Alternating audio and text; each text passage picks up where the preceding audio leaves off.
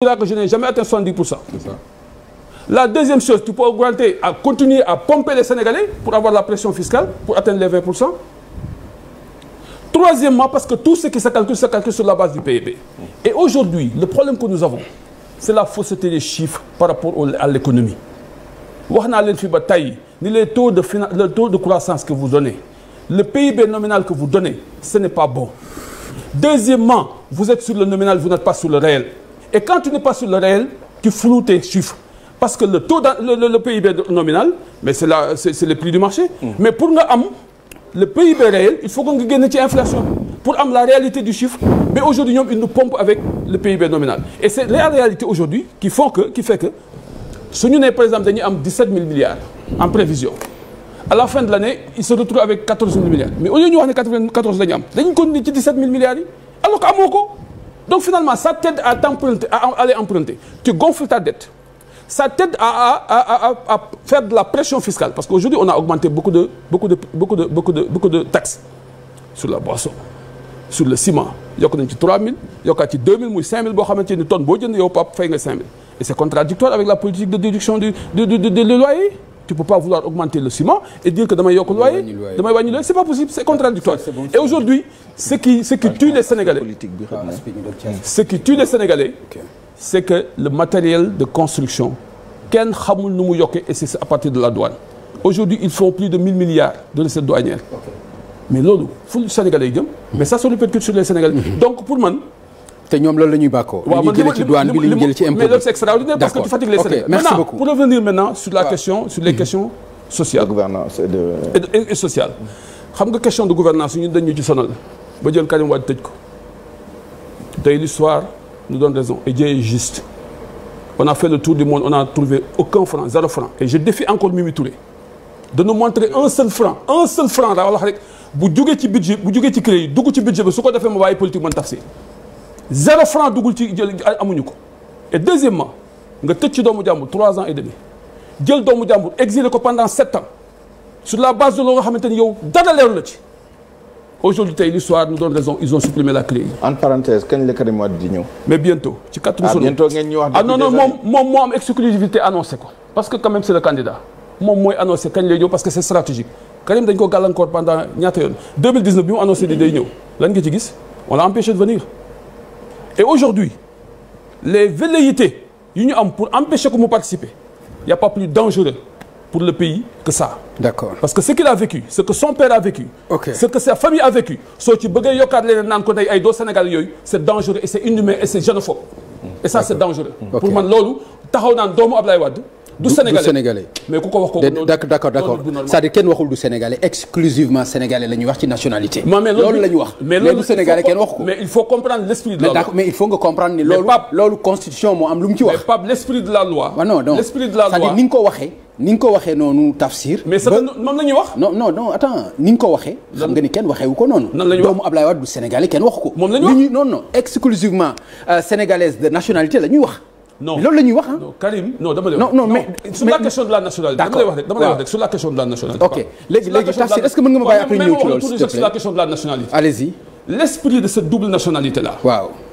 C'est que quelqu'un yow Pape Ngagne Ndiaye nga juddoo Sénégal am fi ndey ak baay. waaw xëy suba bàyyi fi sa nationalité dem di wuti beneen nationalité c'est ça l'esprit. Mais Karim est un binational. C'est bon. Né en France. C'est bon. yàlla wërsëg ko mu am ñaari nationalité. C'est bon. léegi vous voulez dire au Sénégalais d'extérieur. non voilà seen doom yi. kenn mënu nekk fii Sénégal. d'accord léegi yow tontu nga si loolu donc jeex na. Mais c'est extraordinaire. C'est-à-dire que ce débat là. pour man ce débat là s'il vous plaît Pape ça m'intéresse parce que c'est important. On n'est pas dans le racisme, on n'est pas dans la xénophobie, on n'est pas dans l'exclusion. Aujourd'hui, l'enjeu... Mais le président mais président wax na ko sànq. Non, s'il vous plaît. Non, ça me tient à cœur. Non, c'est important. gëj naa wax ni nga waxee xam ni ça vous tient à cœur. gëj naa ci wax parce que. dama ni mënuloo jël nit. waaw. dundaloo ko li nga ko dundaloo pendant 12 ans. D'accord. ñëwaat bëgg ko tegaat leneen loo xamante ni dafa xott xol. ok loolu c'est pas bien. C'est pas juste. Et c'est pas sénégalais. D'accord, merci beaucoup. Alors Boubacar du Karim rek a nekk ci problème yooyu Ousmane Sonko mi ngi ci tey mi ngi ci kaso bi tey même Balla mi ngi fi nekk ci turu Ousmane Sonko mais candidature Ousmane Sonko dafa tax suuf président de la République mi ngi wax ni mi ngi fas yéene ñu dem ci ay élection yu jaar yoon mi ngi ciy woo candidat yépp est-ce que dina yomb ak lii ñuy gis ci mbiru Ousmane Sonko pour yow.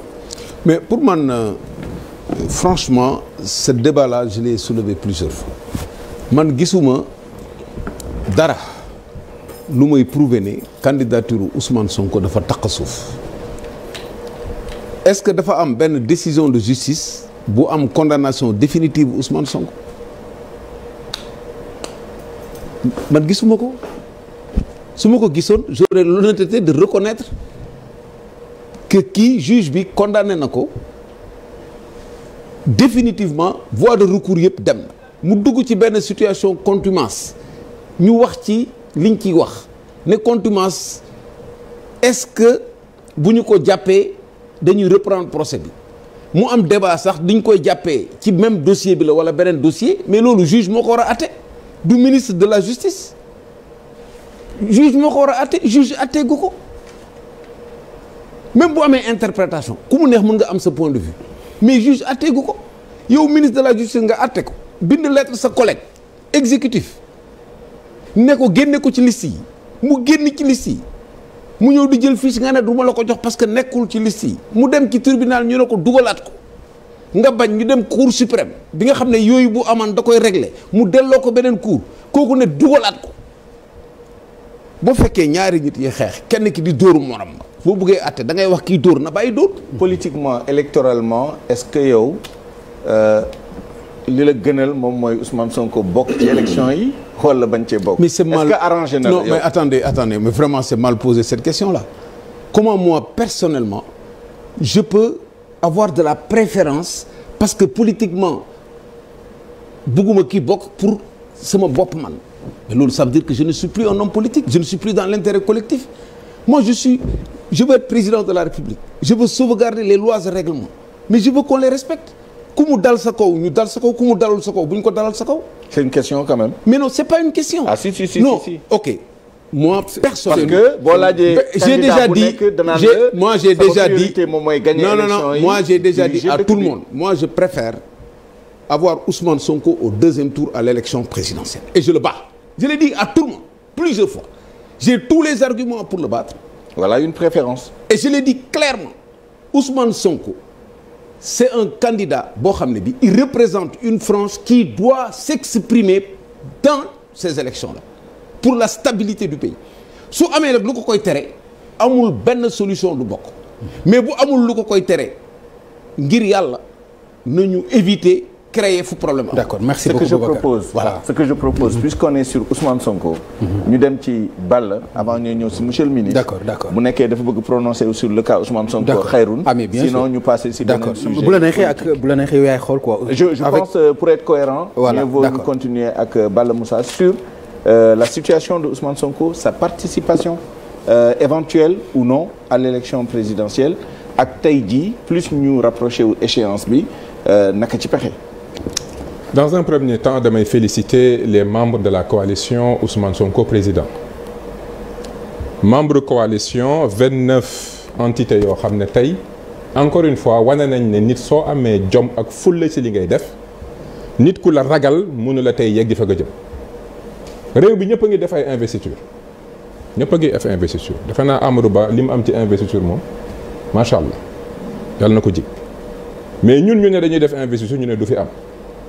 ACAPES ñu tere ñu ko fii ci VDN bi ñu tere ñu ko waaye tey encore war nañ leen ne kuy aj kuy seenu moo ci ay kuy tëru kuy teggee si ay tey def nañ suñu investiture président Ousmane Sonko lim lay wan rek ne mooy Ousmane Sonko bokk ci élection yi suñu détermination la dépendre su ginnaaw yàlla ci suñu détermination la dépendrewul ci Macky Sall dépendrewul ci ay alliés mi ngi dépendre ci suñu détermination. ñun ci justice la dépend. mi ngi déedéet parce que suñu problème amuñu problème ak justice damay faral di wax ne xam-xam dafa wuteeg pexe xam-xam du pexe maanaam muy genre slogan mooy faral di wax ñun dañ leen woo ci xam-xam sànq maa ngi doon débattre ñu nekk à un niveau technique ñu naan bon politique bi débat bi warul technique mais il faut que mu technique on a des problèmes économiques faut que ñu andi débat xam-xam boobu dañ leen woo ci ay ouvrage yu ñu bind solution bu Ousmane Sonko.